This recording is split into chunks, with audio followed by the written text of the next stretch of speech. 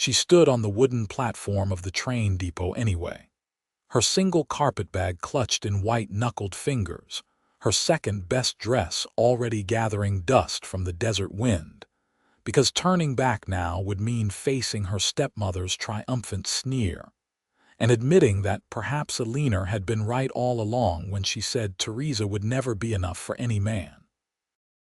The platform was nearly empty except for a man loading crates onto a wagon, and an elderly woman fanning herself against the oppressive heat. Theresa's throat felt tight as she watched the train that had carried her across half a continent pull away with a screech of metal and a billow of black smoke. She had spent every cent she owned on the ticket. There was no money for a return journey. The irony was not lost on her that she had traveled nearly 2,000 miles to be rejected by a man she had never met, a man whose letters had seemed kind enough over the past 6 months, if somewhat formal and detached. Miss Brennan. A voice cut through her spiraling thoughts, and she turned to find a thin man in a dusty suit approaching with obvious reluctance. His mustache twitched nervously as he removed his hat. "I'm Samuel Winters, Mr. Coleman's associate. He asked me to deliver a message." Theresa forced herself to meet his eyes, though shame burned hot in her cheeks. "I already received his letter. I simply had no way to respond before the train departed." Mr. Winters shifted his weight from foot to foot, his discomfort palpable. "Yes, well. He wanted me to make sure you understood the situation. Miss Patricia Fairmont arrived last week from Boston. Her father owns significant mining interests, and the union will be quite advantageous for Mr. Coleman's business ventures. He has arranged for you to have lodging at the boarding house for one night, and he will pay for your return ticket tomorrow." The words were delivered with practiced efficiency, as though Mr. Winters had rehearsed them. Theresa felt something crack inside her chest, but she kept her spine straight and her chin lifted. How generous of him. "He wanted me to explain that you seem like a perfectly nice woman, but you must understand that in his position, he requires someone with more refinement, more education. Someone who can navigate the social circles necessary for a man of his standing." Mr. Winters cleared his throat. "No offense intended, of course. Of course." Theresa's voice sounded hollow even to her own ears. She had spent 3 years working as a seamstress after her father died, saving every spare penny while her stepmother reminded her daily that she was a burden, that no decent man would want a woman with no dowry and no connections. When the advertisement for mail-order brides had appeared in the newspaper, it had seemed like Providence. Mr. Coleman's letters had been encouraging, if impersonal. He had asked about her skills, her temperament, her willingness to adapt to life in a mining town. She had answered honestly, perhaps too honestly, admitting that she had only finished 8 years of schooling before her father's death forced her to find work. She had thought honesty would be appreciated. Instead, it had been her undoing. Mr. Winters gestured toward a modest building down the street with peeling paint and a crooked sign that read, "Larson's Boarding House." "I will escort you there and settle the account. The stage to Carson City leaves at 8 tomorrow morning, and from there you can catch the train back east." Theresa picked up her carpetbag, the weight of it suddenly unbearable. "Thank you for your trouble, Mr. Winters." As they walked down the dusty Main Street, Theresa took in her surroundings with a mixture of wonder and despair. Rhyolite was smaller than she had imagined, a collection of wooden buildings clustered in the shadow of barren mountains.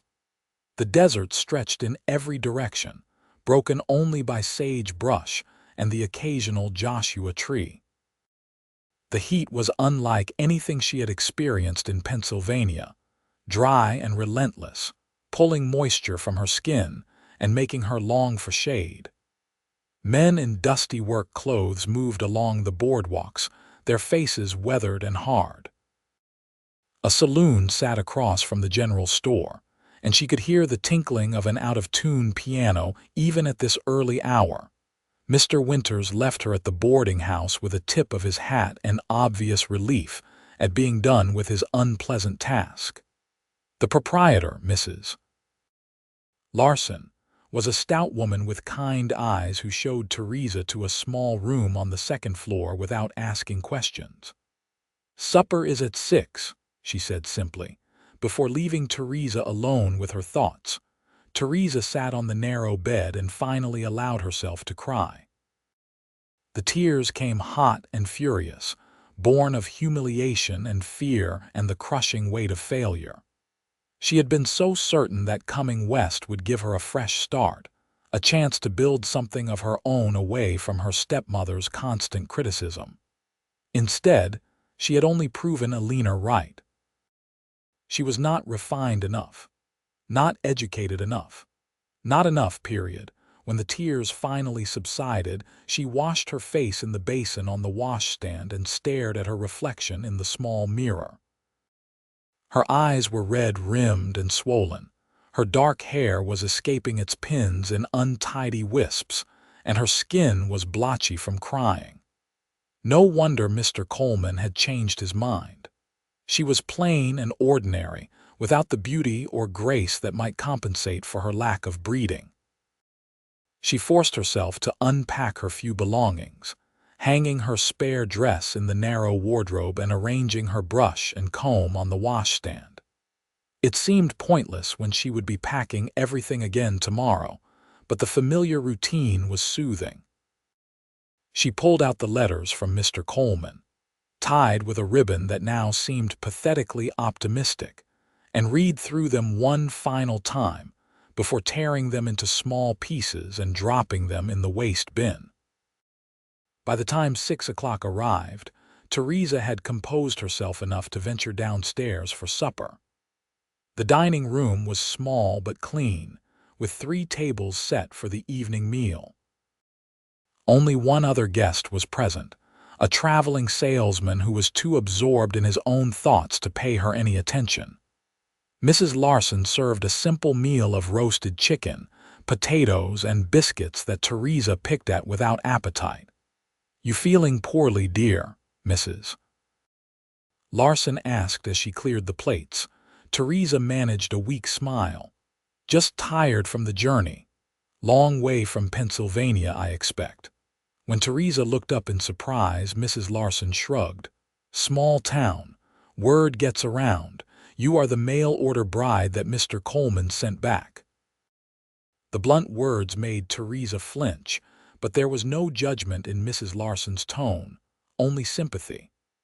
"I suppose everyone knows, then. Some folks have too much time on their hands and not enough kindness in their hearts."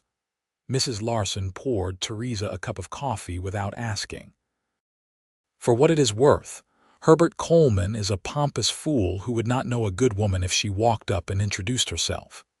His new bride-to-be might have money and fancy manners, but I have met her, and she has a mean streak a mile wide. They deserve each other." The unexpected kindness made Theresa's throat tighten with fresh tears. "Thank you. You heading back east tomorrow?" "Yes. Mr. Coleman purchased my return ticket." Mrs. Larson made a disapproving sound. "Well, that is something at least. Though if you wanted to stay, Rhyolite could use more sensible women. The ratio here is about 10 men to every woman, and most of those men have more muscles than manners." Theresa shook her head. "I have no money and no prospects. I cannot impose on your hospitality without the means to pay for it." "Who said anything about imposing? I have been looking for help around here for months. The boarding house business has picked up something fierce with all the new miners coming through, and my rheumatism makes it hard to keep up with the cooking and cleaning. I could offer you room and board plus a small wage if you were interested in staying on." The offer was so unexpected that Theresa could only stare. "You would hire me, even knowing that I was rejected?" I would hire you because you have a strong back and a good head on your shoulders, and those are the only qualifications that matter to me." Mrs. Larson fixed her with a level look. "But I will not twist your arm. If you want to go back east, that is your choice. Just know that the offer stands if you decide you would rather stay and build a life out here." Theresa opened her mouth to politely decline, but the words caught in her throat. What was waiting for her back in Pennsylvania? Her stepmother's house, where she would be reminded daily of her failure. The possibility of finding work as a seamstress again, spending her days bent over needle and thread in some cramped shop. The prospect was so bleak that it made her chest ache. "Could I think about it tonight?" she asked quietly. "Of course, dear. You let me know in the morning what you decide." Theresa spent a restless night wrestling with the decision.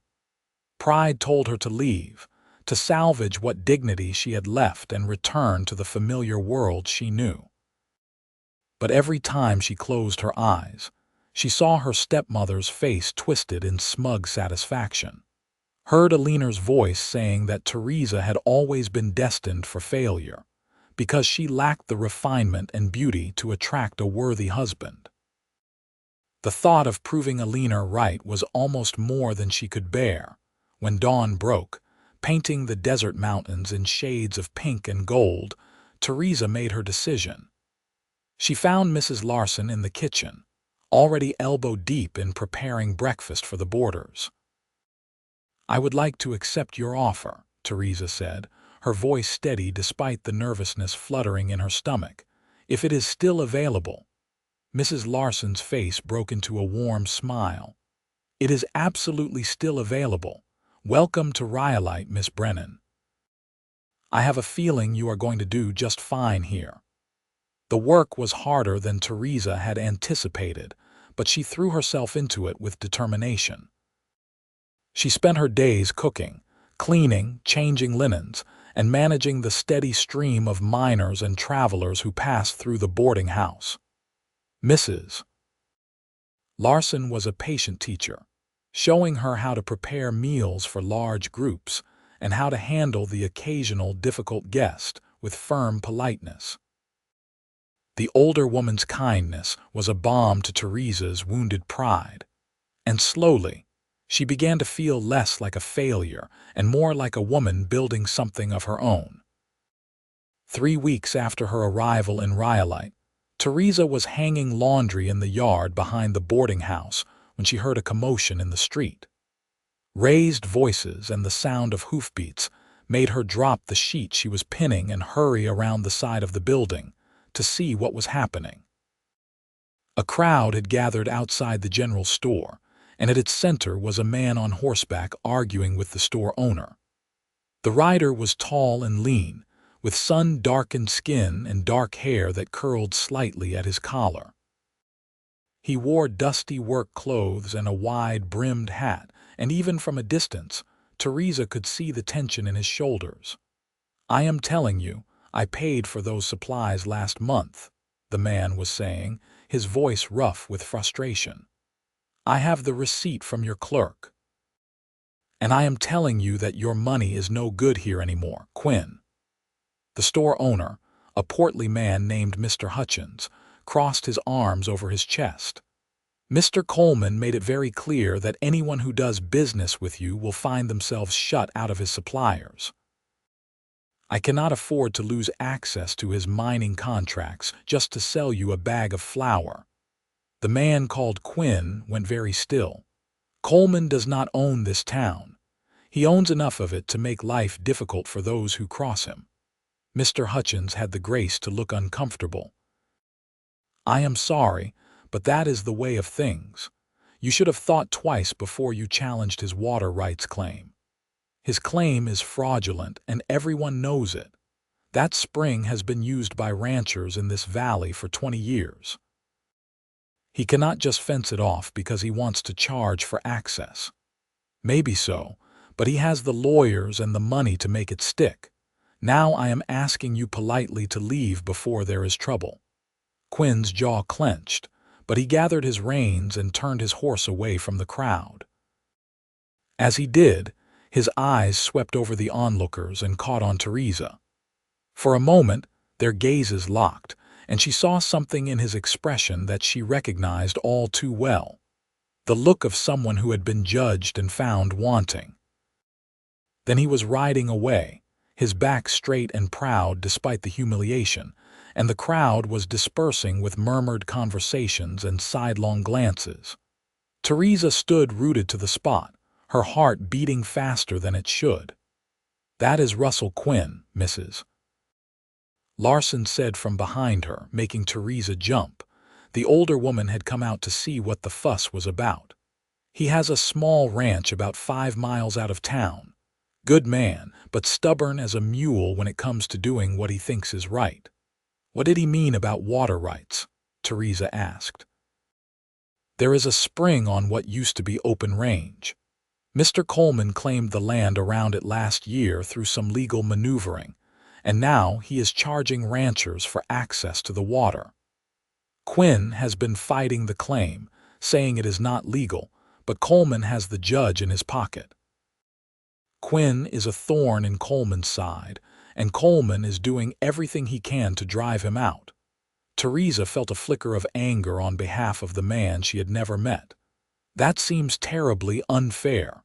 Fairness does not have much to do with business out here, unfortunately." Mrs. Larson sighed. "Quinn is going to lose that fight.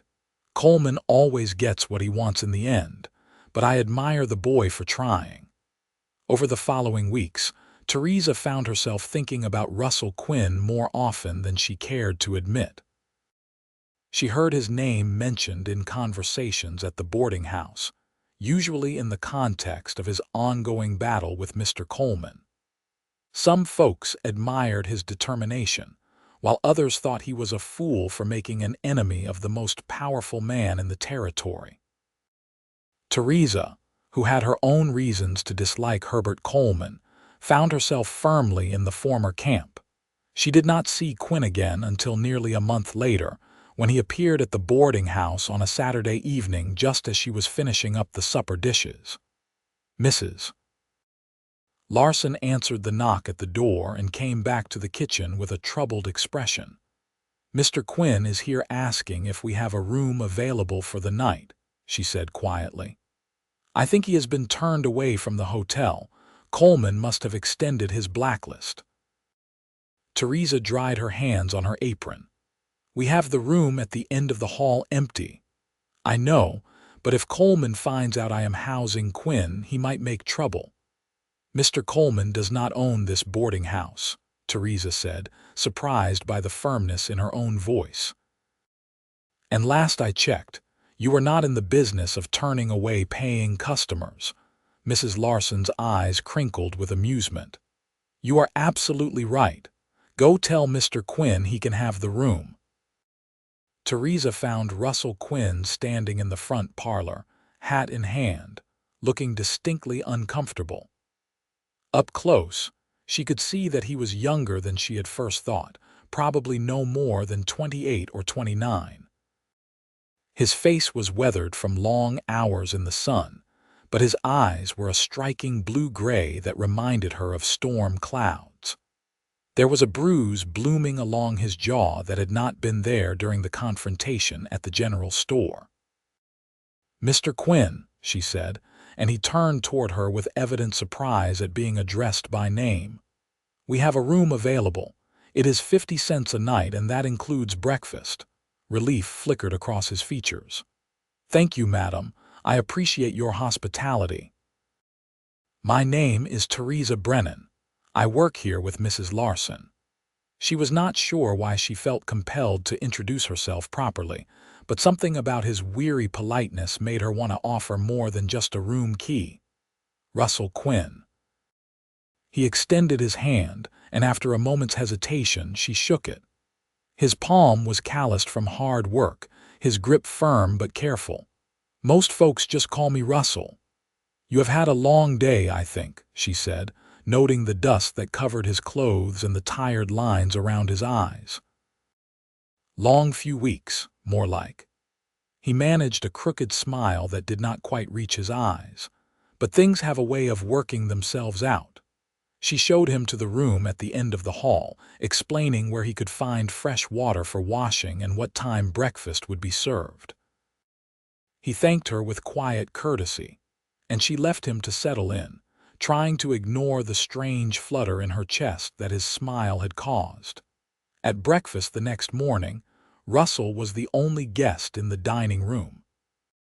He ate with the focused attention of someone who had been working too hard and eating too little, and Theresa found herself piling his plate higher than strictly necessary with eggs and biscuits and bacon.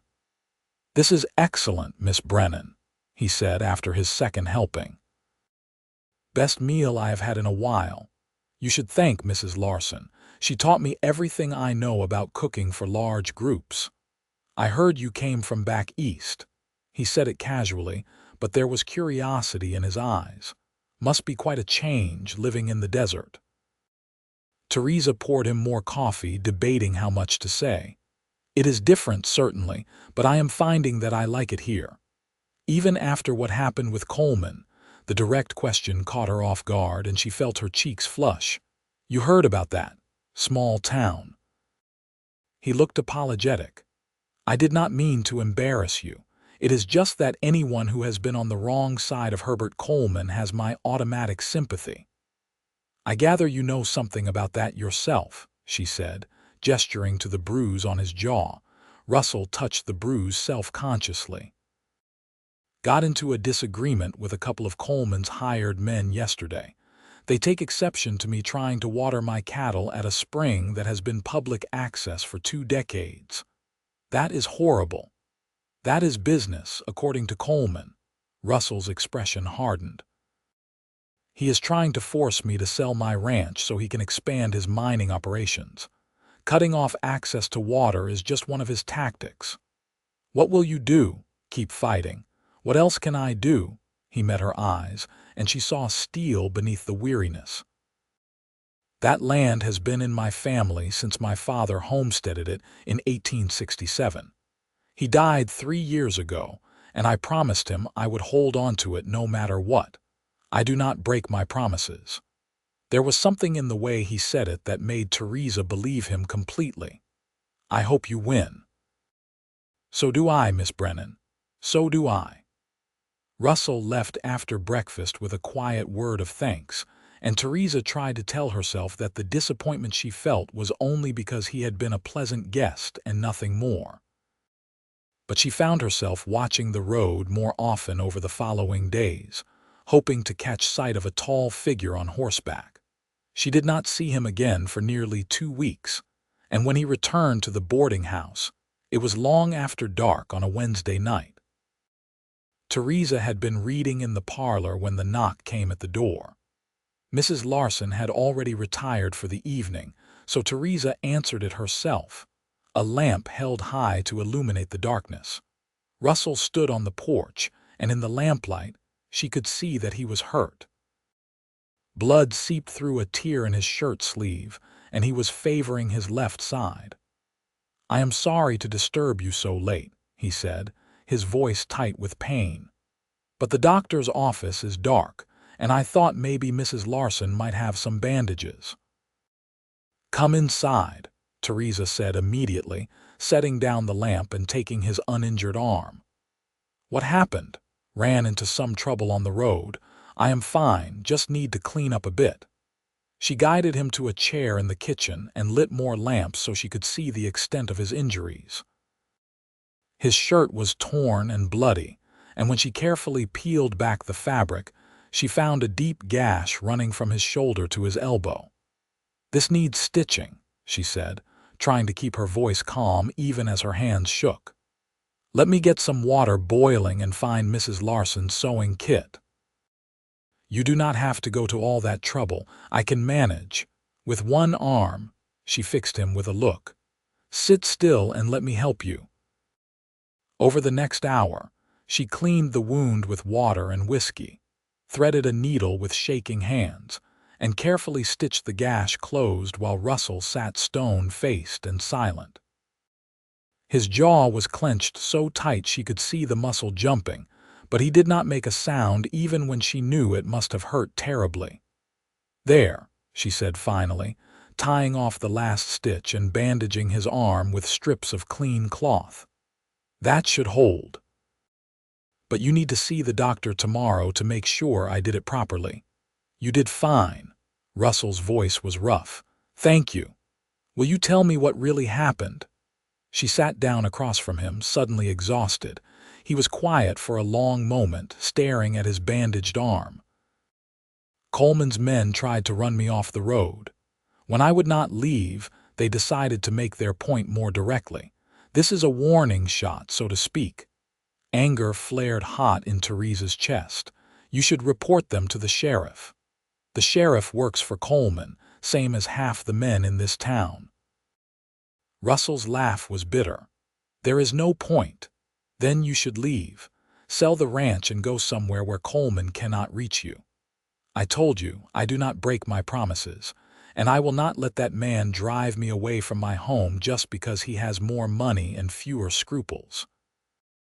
He met her eyes, and the intensity in his gaze made her breath catch. "Some things are worth fighting for, even when the odds are against you. Even if it gets you killed. I will not let it come to that." But Theresa could see the shadows in his eyes, the knowledge that he was fighting a losing battle. Without thinking, she reached across the table and took his hand. "You should not have to face this alone."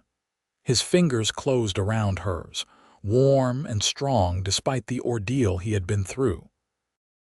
"I appreciate your concern, Miss Brennan, but this is not your fight." "Maybe it is," she said quietly. "Mr. Coleman hurt me too, perhaps not in the same way, but he made it very clear that I was not good enough for his world. I understand what it is like to be judged and found wanting." Russell's expression softened. "You seem plenty good enough to me." The simple words, spoken with such sincerity, made her throat tighten with emotion. "You barely know me. I know you left everything familiar to come west and start over. I know you did not let rejection break you. I know you work hard and treat people with kindness even when they do not deserve it. I know you just spent an hour stitching up a stranger without asking for anything in return." He squeezed her hand gently.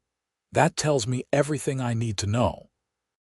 Theresa felt tears prick at her eyes, and she blinked them back furiously.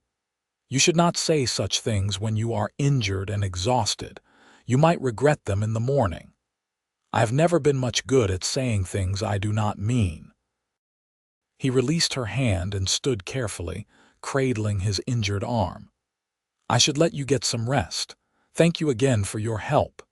She walked him to the door, acutely aware of the late hour and the impropriety of being alone with him in the darkened house.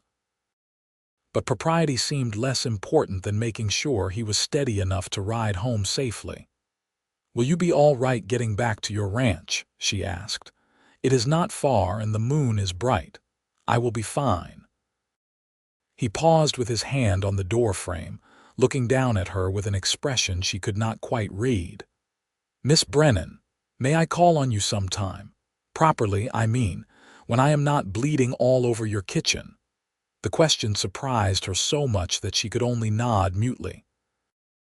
A slow smile spread across his face, transforming his features from weary to genuinely happy. "Good," he said softly. "That is very good." After he left, Theresa stood in the doorway and watched until his silhouette disappeared into the darkness.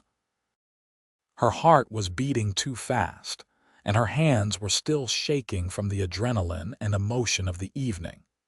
She told herself it was foolish to feel this way about a man she barely knew, a man who was courting danger and likely to lose everything. But the heart, she was learning, did not always listen to reason. True to his word, Russell came calling the following Sunday afternoon. He arrived freshly shaved and wearing clean clothes, his injured arm in a sling but his spirits visibly improved. Mrs. Larson gave them permission to sit in the parlor with the door open, and they spent 2 hours talking about everything and nothing. Russell told her about growing up on the ranch, about his father's dreams of building something lasting in the Nevada desert, about the hard work and harder disappointments that came with ranching in such unforgiving country. He spoke with love and frustration in equal measure, and Theresa found herself hanging on every word. In turn, she told him about her life in Pennsylvania, about losing her father and struggling under her stepmother's thumb, about the hope and terror that had driven her west. She found herself sharing things she had never told anyone, secrets and fears that felt safe in the quiet warmth of his attention. "So you came all this way only to be told you were not enough," Russell said, anger flickering in his eyes. "Coleman is an even bigger fool than I thought." "I am not refined or educated enough for his social circles," Theresa said, trying to keep her voice light even though the memory still stung. "He needed someone who could help him climb the ladder of society. I am just a seamstress who never finished school." "You are a woman who crossed half a continent to start a new life. You are someone who works hard and treats people with decency. You are brave and kind and smart enough to see through Coleman's pretensions." Russell leaned forward, his expression intense. "If Coleman could not see your worth, that says everything about his character and nothing about yours." Theresa felt her cheeks heat with a mixture of embarrassment and pleasure. "You do not have to say such things. I am not saying them because I have to. I am saying them because they are true." He reached across the space between their chairs and took her hand, his thumb tracing gentle circles on her palm. "I know I do not have much to offer. My ranch is mortgaged to the hilt, and Coleman is doing everything he can to run me out of business. I should not even be thinking about courting anyone until I get my life sorted out, but I cannot seem to help myself.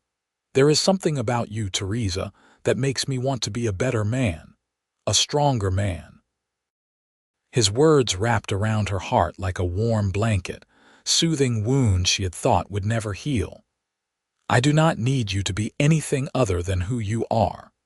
Who I am is a stubborn fool fighting a battle I will probably lose. Who you are is a man who keeps his promises and stands up for what is right, even when it costs him everything." She turned her hand in his, lacing their fingers together. "That is more than enough for me." They sat in silence for a long moment, hands clasped, and something fragile and precious building between them. Theresa felt as though she were standing on the edge of a cliff, terrified and exhilarated in equal measure. She had come west looking for safety and stability, for a husband who could provide a secure future. Instead, she was falling for a man whose future was anything but secure, whose battle against Herbert Coleman might cost him everything he owned. But for the first time since receiving that crushing rejection letter, she felt truly seen. Russell looked at her and saw worth where others saw only inadequacy. He valued her kindness and her courage rather than her social standing or her education. And that, she was beginning to realize, was worth more than all the security and refinement in the world.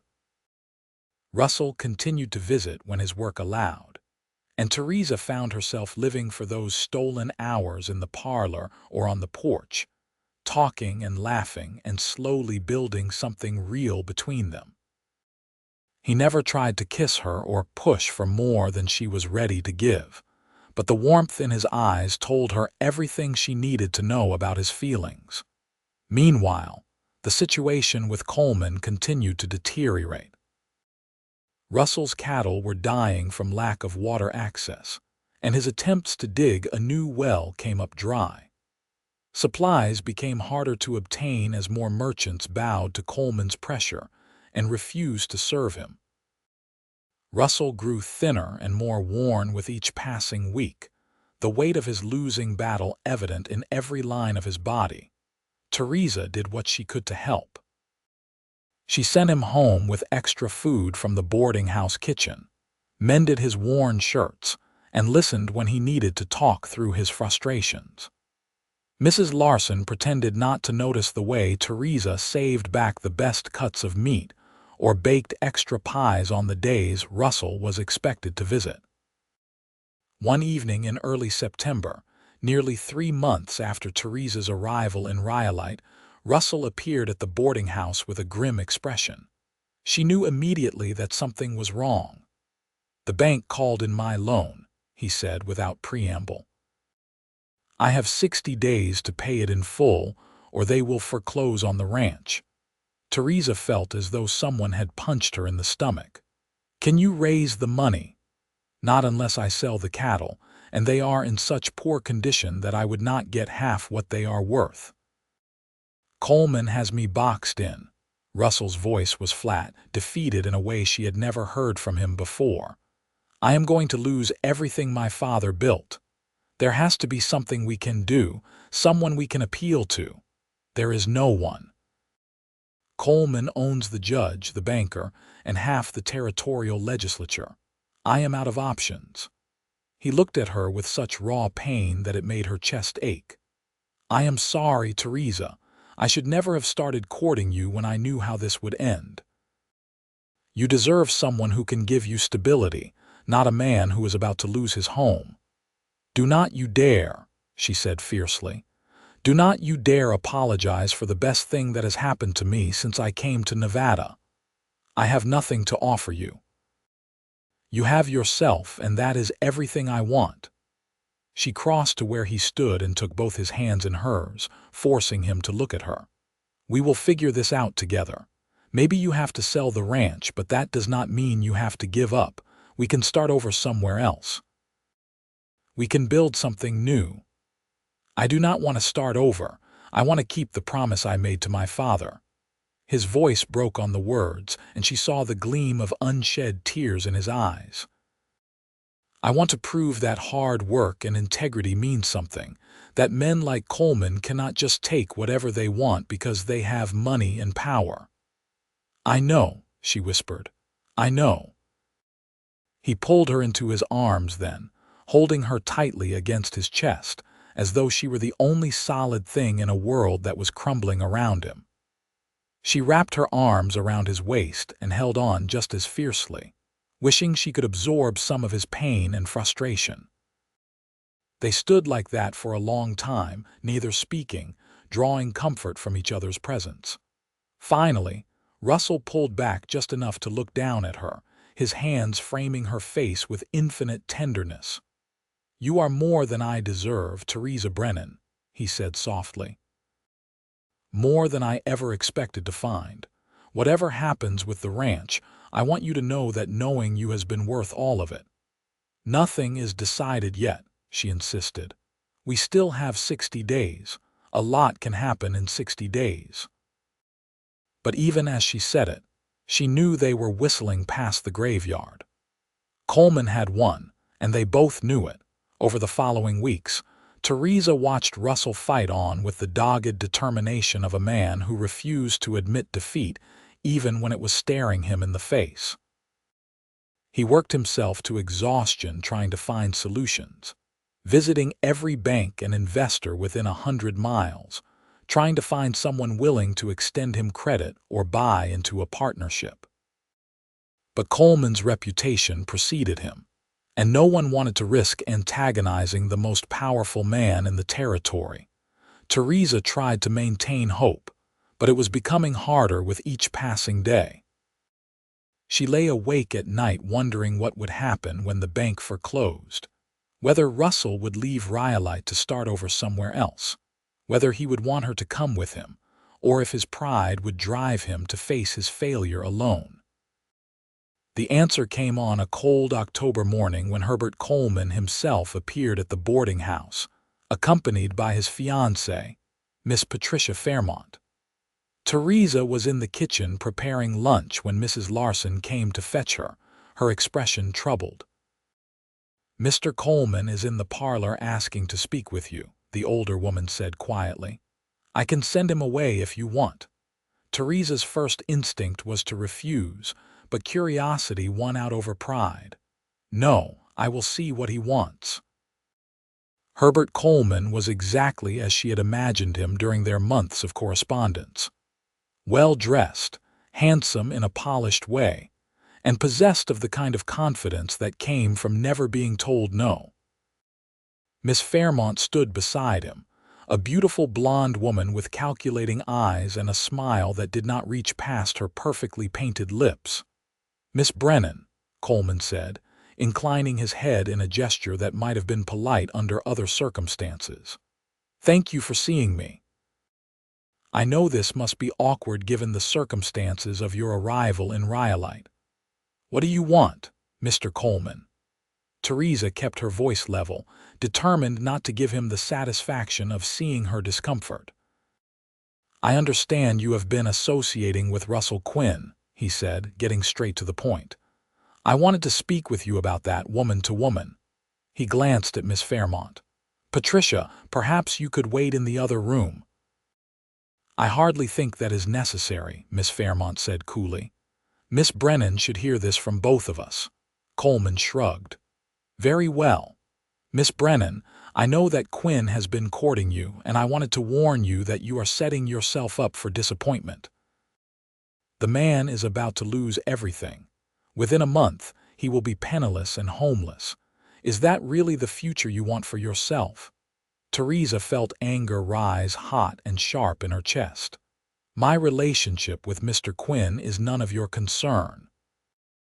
Actually, it is my concern if you are encouraging him to continue this pointless resistance.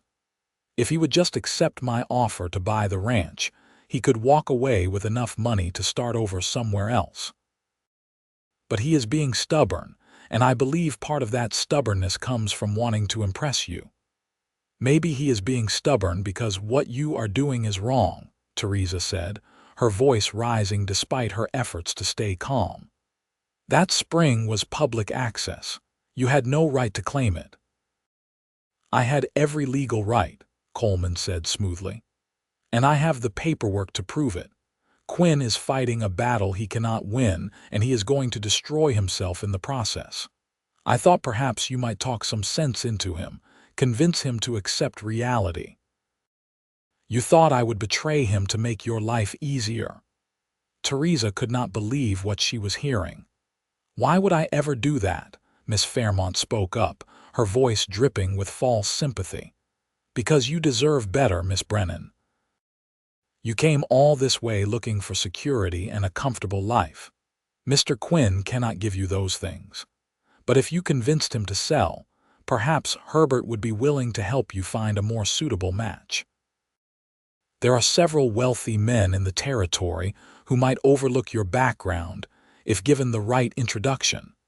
The condescension in her tone made Theresa's blood boil. "I do not need your help finding a suitable match, Miss Fairmont. And I certainly do not need to overlook my background, as you so delicately put it. I am proud of who I am and where I came from." "Pride does not pay the bills," Coleman said. "And it will not keep you warm when Quinn is living out of a tent somewhere. I am offering you a way out of a bad situation. Take it." "Get out," Theresa said, her voice shaking with rage. "Get out of this house right now and do not ever speak to me again." Coleman's expression hardened. "You are making a mistake." "The only mistake I made was believing your letters when you pretended to be a decent man. Now I see exactly who you are, and I want nothing to do with you." She pointed toward the door. "Leave." He studied her for a long moment, then shrugged. "Have it your way. But when Quinn loses everything and leaves you behind, remember that I tried to help." After they left, Theresa stood shaking in the parlor, her hands clenched into fists. Mrs. Larson appeared in the doorway with a cup of tea that Theresa accepted gratefully. "That man has some nerve, Mrs. Larson said, coming here and trying to turn you against Russell Quinn. He thinks everyone has a price," Theresa said bitterly. "He thinks loyalty and love can be bought and sold like commodities. Well, he is about to learn otherwise." Mrs. Larson patted her shoulder. "You are stronger than he knows, dear. Both you and Russell. But as the days continued to count down toward the foreclosure deadline, Theresa began to wonder if strength would be enough. Russell was exhausted and running out of options. She could see the weight of impending failure crushing him, no matter how hard he tried to hide it. 2 weeks before the deadline, Russell came to the boarding house with a look of grim determination. "I need to tell you something," he said, leading her out to the porch where they could speak privately. "What is it?" "I am not going to be able to save the ranch. I have tried everything, and there is no way to raise the money in time." He took a deep breath. "But I have been thinking about what you said, about starting over somewhere else. If you would be willing to come with me, I would like to ask you to be my wife." Theresa's heart leaped and broke at the same time. "Russell, I know the timing is terrible.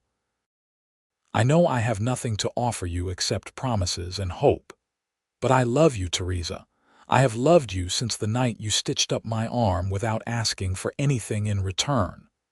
I love your courage and your kindness and the way you see good in people even when they do not deserve it. I love how you stood up to Coleman and refused to be intimidated. You are the strongest, most amazing woman I have ever met, and I would be honored if you would take a chance on me." Tears streamed down Theresa's face as she looked at him, this man who had given her back her sense of worth, who had shown her that she was more than enough exactly as she was. "I love you too," she whispered, "more than I thought possible." "Is that a yes?" Hope flared in his eyes. "Yes, but on one condition. We do not give up on the ranch without one last fight. Theresa, there is nothing left to try." "Maybe there is. Let me talk to Mrs. Larson. She has lived in Rhyolite longer than almost anyone. If there is a way to stop Coleman, she might know it." Russell looked skeptical, but he nodded. "All right. But if nothing comes of it, we get married and leave for California. I have a cousin in Sacramento who might be able to help us get started. Deal."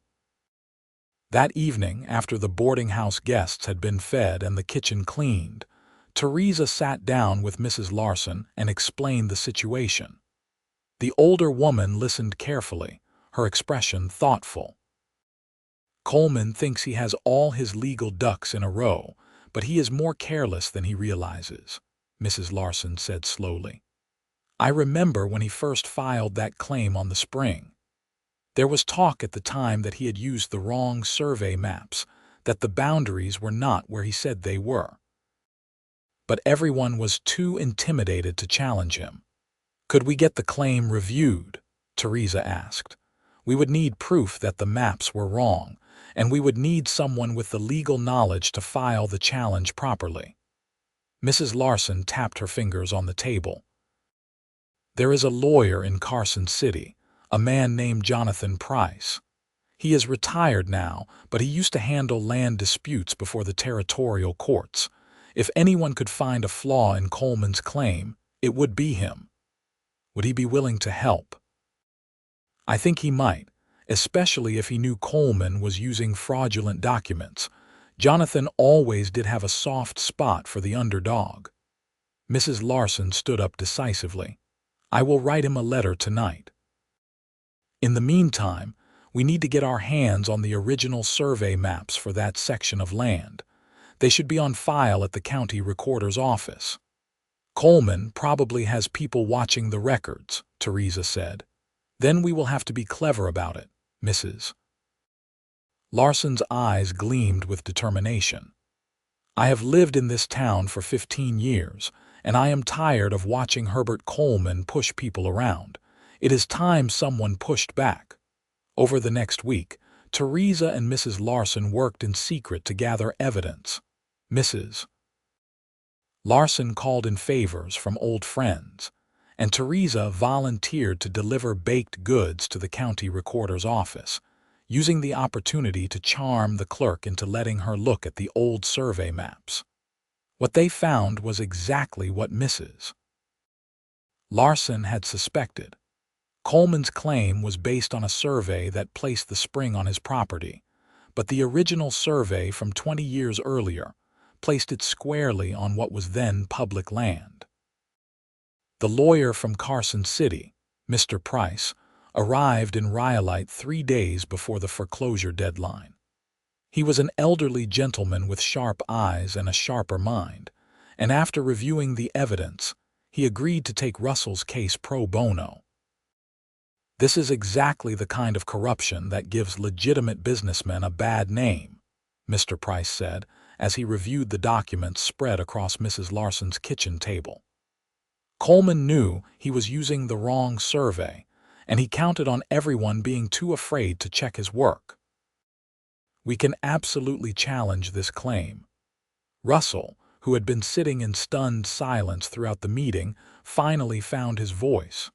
"How long will the challenge take?" "I will file an injunction tomorrow morning requesting that the foreclosure be stayed pending resolution of the land dispute. Given the evidence we have, I am confident the judge will grant it." "Coleman has Judge Thompson in his pocket," Russell warned. "Judge Thompson might be willing to look the other way on small matters, but filing a legal challenge backed by documented evidence is different. If he rules in Coleman's favor without even reviewing the case, he opens himself up to charges of corruption at the territorial level. He will not risk his career for Coleman, trust me." And Mr. Price was right. The injunction was granted, the foreclosure was stayed, and the case went before the territorial court in Carson City. It took 3 months of legal wrangling, but in the end, the court ruled that Coleman's claim to the spring was invalid based on the incorrect survey. The water rights reverted to public access, and Russell's ranch was saved. The day the ruling came down, Russell rode straight to the boarding house and swept Theresa up in his arms, spinning her around in the middle of the kitchen while Mrs. Larson laughed and clapped her hands.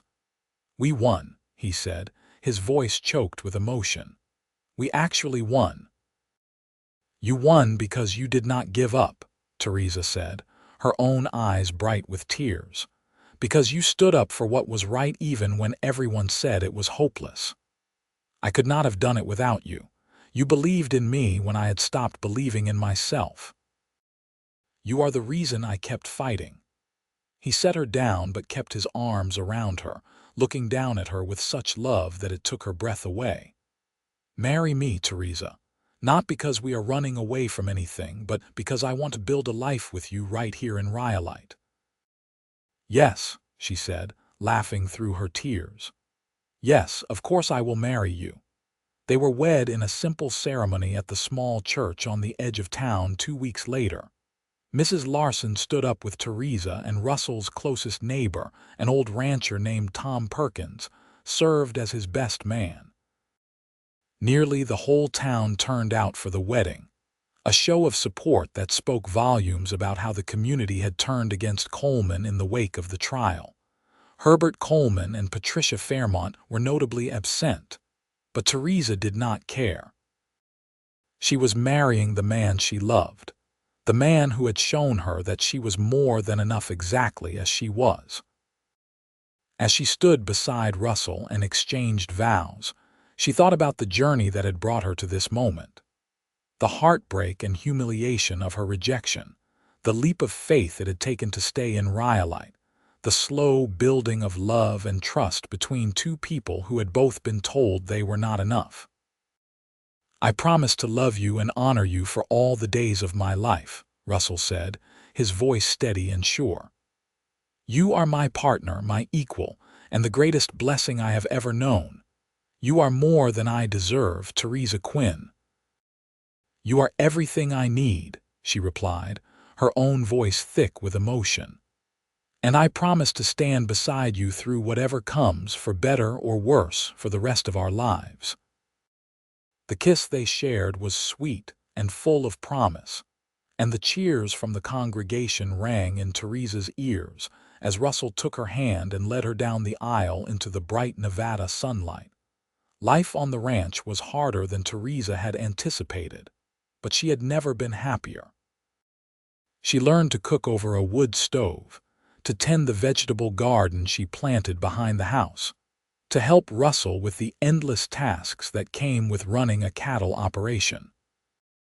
Her hands grew calloused, and her skin tanned from long hours in the sun, but she thrived in the work and the purpose it gave her. Russell proved to be everything she had hoped for in a husband: patient and kind, willing to teach her the skills she needed, and unfailingly grateful for her partnership. They worked side by side during the long days and fell into bed exhausted each night, but there was joy in the shared labor and the knowledge that they were building something together. The ranch slowly recovered from the years of Coleman's harassment. With access to water restored, the cattle regained their health, and Russell was able to sell them for fair prices. He paid down the mortgage and began making improvements to the property. A new barn, better fencing, a windmill to pump water for the house. Each improvement felt like a victory, a tangible sign that their hard work was paying off. Theresa kept in touch with Mrs. Larson, riding into town once a week to visit and help with the boarding house when things got busy. The older woman had become like a mother to her, and Theresa treasured their friendship. Mrs. Larson delighted in hearing about life on the ranch and insisted on pressing extra food and supplies on Theresa whenever she visited. Coleman's influence in Rhyolite waned significantly after the trial. The exposure of his fraudulent land claim had tarnished his reputation, and several of his business partners pulled out of deals with him. He and Patricia were married in a lavish ceremony that few people attended, and within a year, they had moved to San Francisco, chasing opportunities in a city where their reputation was not yet ruined. "Good riddance," Mrs. Larson said when she heard the news. "Rhyolite is better off without them." Theresa could not help but agree.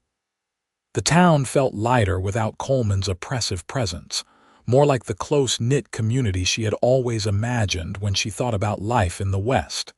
In the spring of 1885, Theresa discovered she was pregnant. The news filled her with a mixture of joy and terror.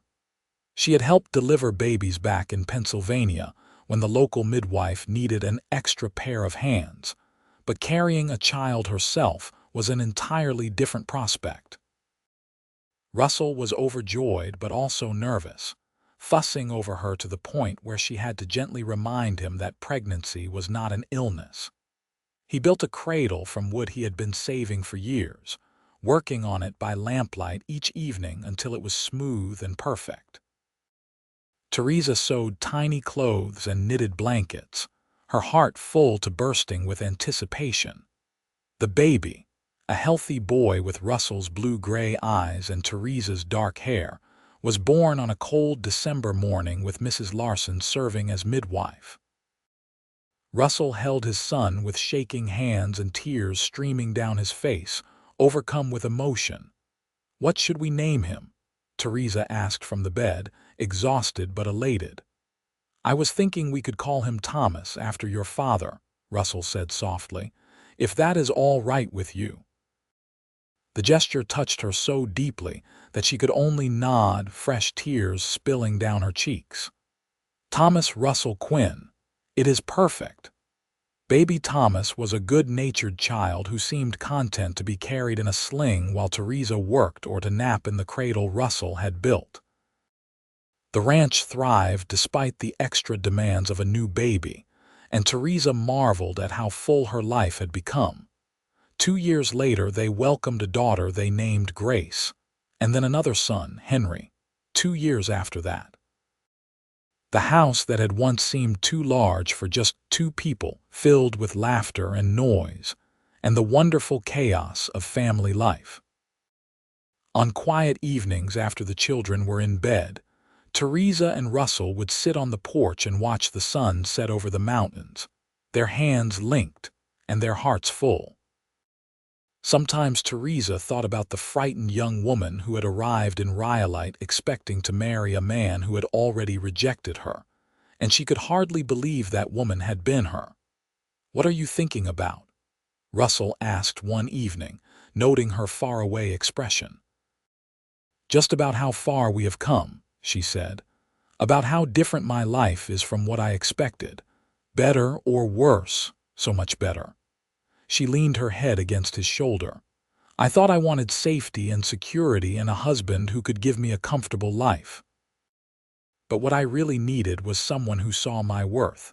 Someone who loved me not despite my flaws, but because of the whole package." "You never had any flaws," Russell said firmly. "Coleman was just too blind and stupid to see what was right in front of him. His loss was your gain." "My gain was also my gain. I am the luckiest man alive. Theresa Quinn." He pressed a kiss to the top of her head. "You took a chance on a broke rancher with nothing but debts and dreams, and you helped me build something real. You are stronger and braver than you know." "We built it together," she corrected. "That is what partnership means." As the years passed, the ranch continued to prosper. Russell expanded the herd and built a reputation for raising quality cattle. Theresa took over the ranch's bookkeeping and discovered she had a head for numbers and business. Together, they made decisions about when to sell, when to invest, when to take risks, and when to play it safe. They were equal partners in every sense of the word, and their mutual respect and love only deepened with time. Thomas grew into a serious, responsible boy who loved working alongside his father. Grace was curious and fearless, always getting into mischief and making her parents laugh with her antics. Henry was the baby of the family, sweet-natured and affectionate, content to trail after his older siblings and imitate everything they did. Mrs. Larson remained a constant presence in their lives, doting on the children like a grandmother and providing advice and support whenever Theresa needed it. The older woman eventually sold the boarding house and moved into a small cottage in town, where she spent her retirement years gardening and hosting Sunday dinners for Theresa's growing family. One afternoon in the summer of 1893, nearly 10 years after their wedding, Theresa and Russell took the children into town for the 4th of July celebration.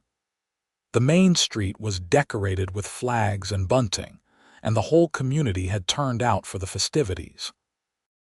There were games and races for the children, a shooting competition for the men, and a pie baking contest that Theresa entered with her famous apple pie. As they walked through the crowds, Theresa noticed several young couples who reminded her of herself and Russell all those years ago. Nervous and hopeful, still figuring out how to build a life together.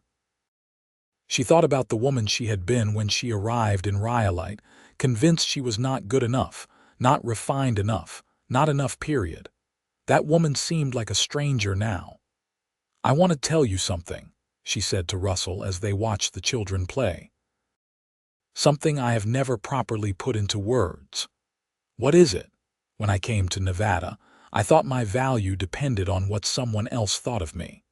Coleman's rejection confirmed my worst fears about myself, but you taught me that my worth was not something someone else could give or take away. You saw me clearly, all my strengths and weaknesses, and you chose me anyway. You made me believe I was more than enough exactly as I was." She took his hand. "You saved me, Russell, not from poverty or loneliness, but from a lifetime of believing I was not worthy of love." Russell's eyes were suspiciously bright as he pulled her close. "You had that worth all along, Theresa.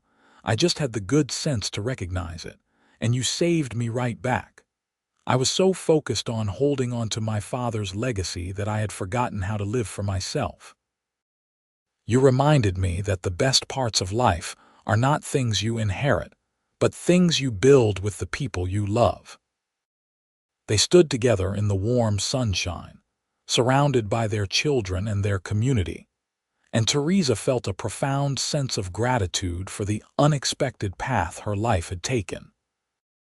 She had traveled west as a mail-order bride who was told she was not enough, and she had found a cowboy who said she was more than he deserved. Together, they had built something beautiful, a marriage based on mutual respect and genuine love, a family that brought them joy every single day, and a life that was richer and more fulfilling than anything she had dared to dream. Thomas came running up, breathless and excited. "Mother, father, they are about to start the fireworks. Can we stay and watch?" "Of course we can," Russell said, swinging his youngest son Henry up onto his shoulders while Grace grabbed Theresa's hand. As darkness fell, and the first fireworks exploded in brilliant colors above the desert, Theresa looked around at her family. Her husband's strong profile in the firelight, her children's faces bright with wonder, Mrs. Larson standing nearby with a contented smile. This was what happiness looked like, she thought. Not perfection or refinement or social standing, but love and partnership, and the knowledge that you were valued for exactly who you were. The years continued to roll by with their mixture of challenges and triumphs. There were drought years when they struggled to keep the cattle watered, and years of plenty when they celebrated good prices and healthy calves. There were illnesses and injuries, moments of fear and heartache balanced by moments of pure joy. Through it all, Theresa and Russell faced everything together, their partnership growing stronger with each passing season. When Thomas was 16, he announced his intention to stay on the ranch and learn the business from his father. Russell beamed with pride and began teaching his son everything he knew about ranching, passing on the same lessons his own father had taught him. Grace, always the independent one, declared her intention to become a teacher and enrolled in the normal school in Carson City. Henry, still finding his way, talked about becoming a veterinarian so he could help animals throughout the territory. "Look at what we made," Russell said one evening as they watched their nearly grown children bickering good-naturedly over a card game. "Three amazing human beings who know their own minds and are not afraid to chase their dreams."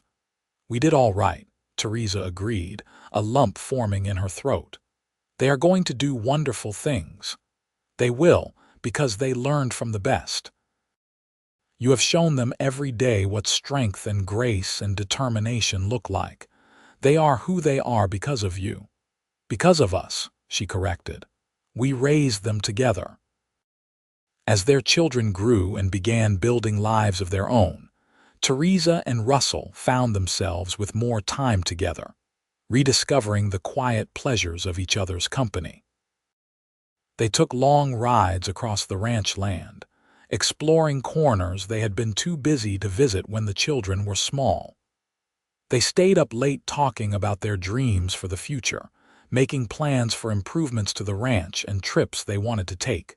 Mrs. Larson passed away peacefully in her sleep at the age of 82, surrounded by the family she had chosen rather than the one she had been born into. Theresa mourned her deeply, grateful beyond words for the kindness that had changed the trajectory of her life. At the funeral, she spoke about how Mrs. Larson had given her a chance when she had nowhere else to turn, how that single act of generosity had made everything else possible. In the spring of 1899, Thomas married a sweet-natured young woman named Sarah who loved the ranch as much as he did. They moved into a new house that Russell helped them build on the western edge of the property, close enough for family Sunday dinners but far enough for privacy. The following year, they welcomed Russell and Theresa's first grandchild, a baby girl they named Margaret Rose. Holding her granddaughter for the first time, Theresa felt the circle of her life closing in the most beautiful way. She thought about all the years that had passed since that terrifying day when she stepped off the train in Rhyolite, rejected and afraid and certain she would never be enough. She thought about the courage it had taken to stay, to accept Mrs. Larson's offer, to take a chance on Russell when logic said she should protect her heart.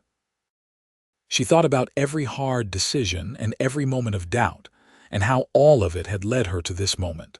Holding her grandchild while her husband stood beside her with his arm around her waist and their son beamed with pride. "You are thinking deep thoughts," Russell murmured. "Just grateful ones," she replied, unable to tear her eyes away from the baby's perfect tiny face. "So very grateful."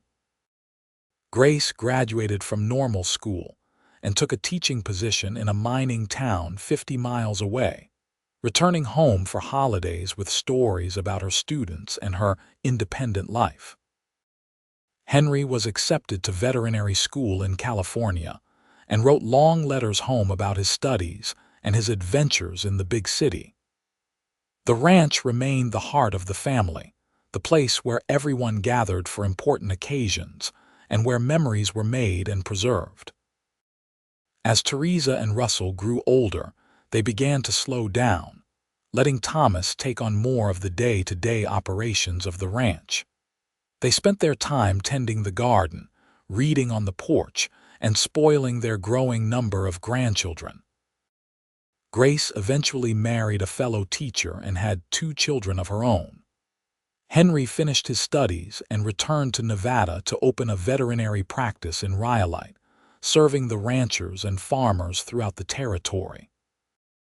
On their 30th wedding anniversary, Russell surprised Theresa with a trip to San Francisco.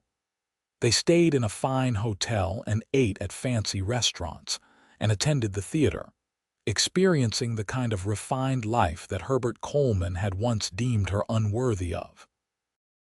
But Theresa found she did not care much for it. The noise and crowds felt overwhelming after years of open spaces and quiet desert nights. She missed the ranch, missed the simplicity of their life together. Ready to go home. Russell asked on their 3rd day in the city, reading her restlessness correctly. "Is it terrible that I am?" she asked. "We spent so much money on this trip and I should be enjoying every minute." "It is not terrible at all. I feel the same way. This life was never meant for people like us." He took her hand and raised it to his lips. "We built something better." They returned home to Nevada with relief and joy, grateful for the reminder that wealth and refinement were poor substitutes for genuine love and partnership. Theresa had been told she was not enough for Coleman's sophisticated world, but she had never wanted that world anyway. What she wanted was exactly what she had found. A man who valued her for herself, a family built on love and respect, and a life that was rich in all the ways that truly mattered. The years continued their steady march, bringing changes both joyful and sorrowful. The ranch thrived under Thomas's management, expanding and modernizing while still maintaining the core values that Russell had instilled. More grandchildren arrived, filling the house with noise and laughter during visits. Theresa and Russell grew old together, their hair turning silver and their steps slowing, but their love remaining as strong as ever. On a cool evening in October 1915, 32 years after Theresa had first arrived in Rhyolite, she and Russell sat on the porch watching the sunset paint the mountains in shades of orange and purple. They were both in their 60s now, their bodies bearing the marks of a lifetime of hard work and their hearts full of memories. "You ever wonder how different your life would have been if Coleman had not rejected you?" Russell asked, a question he had never posed in all their years together. Theresa thought about it seriously before answering. "Sometimes, but I cannot imagine any version of my life that would be better than this one. Being rejected by Coleman was the best thing that ever happened to me because it led me to you. I am the one who got the better end of that deal." Russell reached over and took her hand, his grip still strong despite the arthritis in his joints. "You were always more than enough, Theresa, more than I deserved, more than I ever hoped to find." "We deserved each other," she said firmly. Two people who had been told they were not enough, who found each other and built something beautiful. That is the story I want our grandchildren to remember. That your worth is not determined by someone else's opinion. That love is about partnership and respect. And that the best things in life are the ones you build with your own two hands alongside someone who truly sees you. That is a good story, Russell agreed. The best story.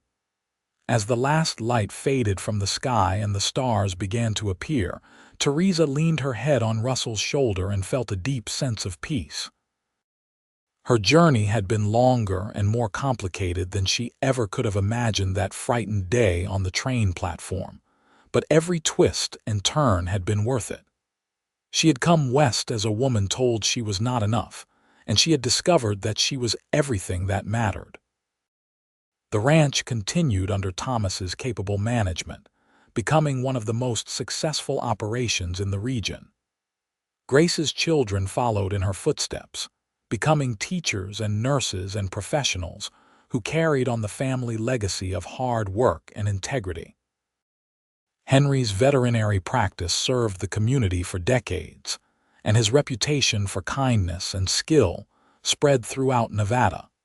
Theresa and Russell lived to see great-grandchildren born, tiny perfect beings who represented the future they had helped build. They passed away within 6 months of each other in the early 1920s, first Russell and then Theresa, as though she could not bear to be parted from him for long. They were laid to rest in the small cemetery outside Rhyolite, their graves side by side beneath the vast desert sky they had both loved so much. At the funeral, Thomas spoke about his parents' love story, about how his mother had been brave enough to stay when everything in her said to run, and how his father had been wise enough to see her true worth when others were blind. He talked about the partnership they had built, the family they had raised, and the legacy they had left behind. "My mother used to tell us that she came west as a woman who was told she was not enough," Thomas said, his voice thick with emotion. "But she found a man who said she was more than he deserved. Together, they proved that love is not about meeting someone else's standards. It is about finding someone who sees you clearly, values you truly, and chooses you completely. That is what they gave each other, and that is what they taught all of us." The grandchildren and great-grandchildren nodded in agreement, each carrying their own memories of Theresa's kindness and Russell's quiet strength. The ranch remained in the family for generations, a testament to what two people could build when they refused to let others define their worth. And if you visited that cemetery today, you would find 2 weathered headstones side by side, bearing the names Theresa Brennan Quinn and Russell Thomas Quinn. The dates would tell you they lived long, full lives. But the inscription carved beneath their names tells the real story, the one that their children insisted be preserved for all time. She was told she wasn't enough. He said she was more than he deserved. Together, they proved that love makes us whole. It was a simple epitaph for a love story that had changed the course of so many lives. Theresa had journeyed west expecting rejection, and instead she found acceptance. She had been searching for security, and instead she found partnership. She had been told she was not enough, and instead she discovered she was everything. That is the power of real love, the kind built on mutual respect and genuine seeing. It does not ask you to be more or less than who you are. It simply recognizes your worth and celebrates it. Theresa and Russell understood that truth, lived it every day of their married life, and passed it down to the generations that followed. Their story became legend in Rhyolite, told and retold as an example of how courage and love can triumph over rejection and doubt. Young women who arrived in town feeling less than would hear about the mail-order bride who had been sent away and the cowboy who had seen her true value. And they would find hope in the reminder that someone's rejection does not define your worth. The ranch that Russell had fought so hard to save remained productive and prosperous, a living monument to what he and Theresa had built together. The spring that had caused so much trouble flowed freely for all who needed it, its water supporting life throughout the valley. And in the house that Russell had expanded to hold their growing family, new generations continued to gather around the dinner table, sharing stories and building memories. On warm summer evenings, if you stood very still on that old porch, you might almost hear the echo of laughter from decades past, the sound of children playing and parents talking, and a family living fully in the love they had built together. You might imagine Theresa and Russell sitting side by side, watching the sunset and counting their blessings, grateful beyond words for the unexpected path that had brought them together. Because that is what their story was ultimately about. The unexpected grace of finding love in the ruins of rejection, the courage to stay when everything says to go, and the wisdom to recognize that sometimes the thing you think you want is nothing compared to what you actually need. Theresa thought she wanted security and refinement. What she needed was Russell's steady love and unwavering respect. Russell thought he had to face his battles alone. What he needed was Theresa's partnership and fierce loyalty. Together, they found wholeness. Together, they built a legacy that lasted far beyond their own lifetimes. Together, they proved that love is not about being perfect or refined or meeting someone else's impossible standards. It is about being seen, being valued, and being chosen exactly as you are. That was the gift they gave each other, and it was more than enough. It was everything.